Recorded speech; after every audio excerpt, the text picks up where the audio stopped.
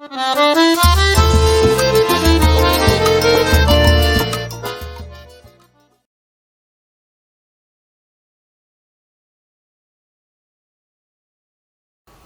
meu nome é Aldenir, do grupo de dança, e hoje a gente está aqui para mais uma aula teórica, mais uma aula sobre postura e condução, e essa mistura das duas coisas. Vamos entrar agora, que eu falei, de pensar no outro, tá? E misturar com o que a gente falou da aula passada, que seria essa ideia de que, na verdade, ninguém sabe exatamente que movimento está acontecendo. Tá?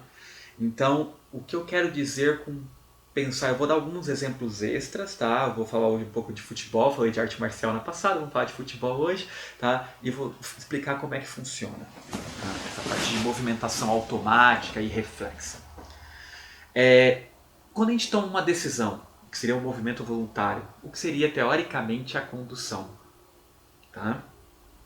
Quando a gente toma uma decisão de algum movimento que vai iniciar um movimento automático, o que a gente faz? A gente libera, a gente pega no nosso lobo pré-frontal, que é a área do nosso cérebro que planeja o movimento, tá? Que planeja como que vai acontecer o movimento.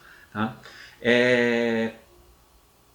E a nossa área pré-frontal planeja esse movimento em sequência.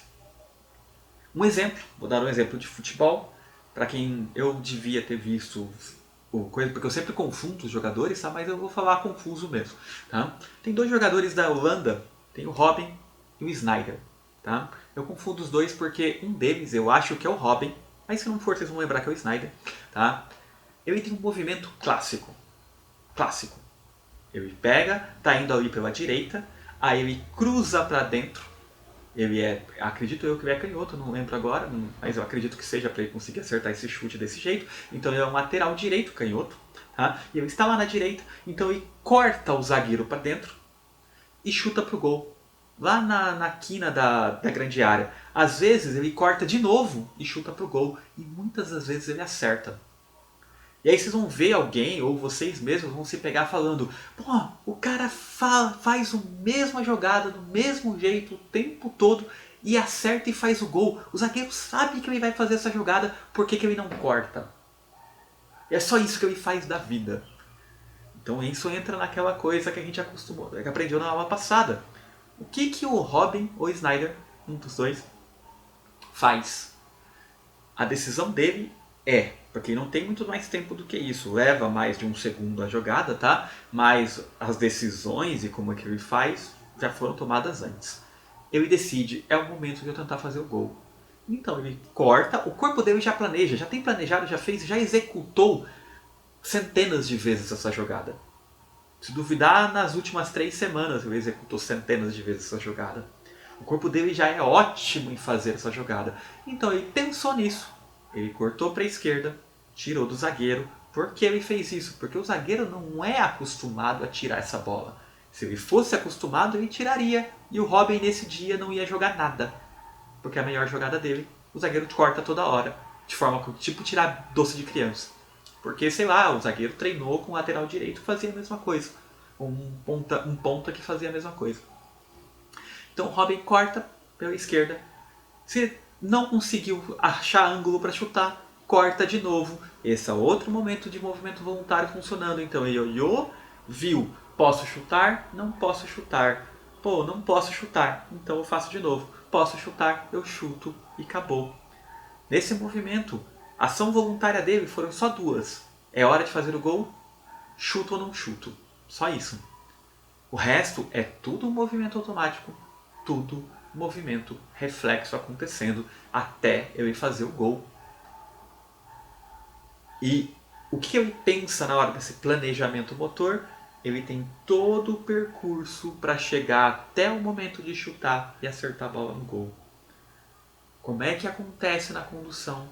A mesma coisa. Só que aí entra um ponto super importante que a gente tem que entender, que é o que eu falo de pensar no outro. Se você quer conduzir alguém, o que você está fazendo? Você está pegando um outro corpo e mexendo nesse outro corpo. Você está alterando a posição desse outro corpo. Como é que a gente faz isso? Como eu falei, a gente faz isso o dia todo. O lugar que a gente faz isso, mas eu não gosto de colocar tanto na hora de dança de salão, porque o pessoal leva para um outro lado, tá? É uma micareta. Você está na micareta, ambos estão querendo algo, tá? Você sabe como se aproximar, você sabe quando evitar ou quando se aproximar, tá? De antemão. Tá? Não vamos colocar as pessoas toscas, só pensar nas pessoas decentes. Tá? Nem vamos pensar no restante. Então o que você faz? Você sabe onde você pode encostar, você sabe a distância que você pode se aproximar, você sabe se você sorri ou não sorri e como você faz isso. Se de repente rolar química, rolar alguma coisa, rolar uma aproximação, você também sabe como puxar a pessoa, como afastar a pessoa quando não estiver legal e o que fazer. Você sabe, por criação, por... Aí eu nem vou entrar em detalhes se a gente aprendeu a fazer isso ou não, como que a gente aprendeu a fazer isso, tá? Tem gente que nunca aprende, obviamente, eu sei disso, mas você sabe como. Se você sabe como, se você quer puxar alguém de um lugar e colocar no outro, você sabe como fazer isso. E como é que você faz isso? Da mesma forma que o Robin ou o Snyder faz o gol. Você sabe que aquele corpo está num ponto e o seu planejamento motor vai fazer com que toda a sua musculatura e toda a sua postura se prepare para levar aquele corpo do ponto A até o ponto B. É feio o jeito que eu vou falar agora, mas você vai pensar naquele outro corpo como um objeto. É literalmente isso. Como se fosse uma cadeira.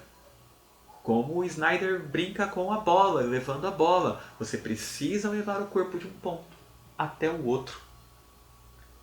E como é que quem está sendo conduzido resiste? Você tem que ficar de pé e equilibrada e tem uma ação agindo em você.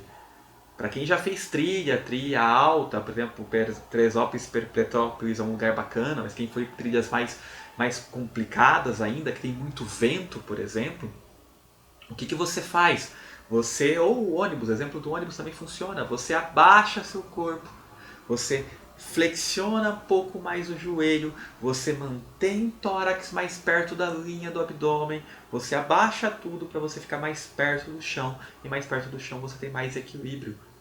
Não é isso que você vai fazer na dança, mas você prepara o seu corpo para receber vento e não escorregar, não cair. Mas é a mesma coisa nesse ponto, você vai se preparar para receber uma força sem escorregar e sem cair. E aí onde que entra o pensar no outro, porque você tem que estar, quem está conduzindo tem que estar pensando na outra pessoa e onde a outra pessoa vai, para o planejamento motor dele poder levar a pessoa do ponto A até o ponto B, executar um movimento, ou um movimento A ou um movimento B. Isso é super importante, é pensar na outra pessoa.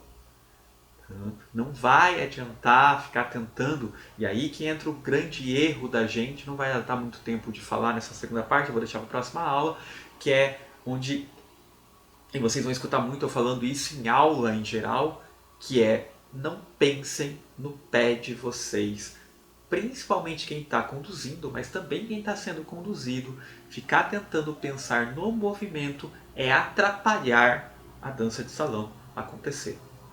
Tá? A gente vai entrar nesse detalhe na próxima aula e eu vou entrar em mais detalhes sobre isso na próxima aula. Ok? Obrigado, gente, pela aula e até semana que vem.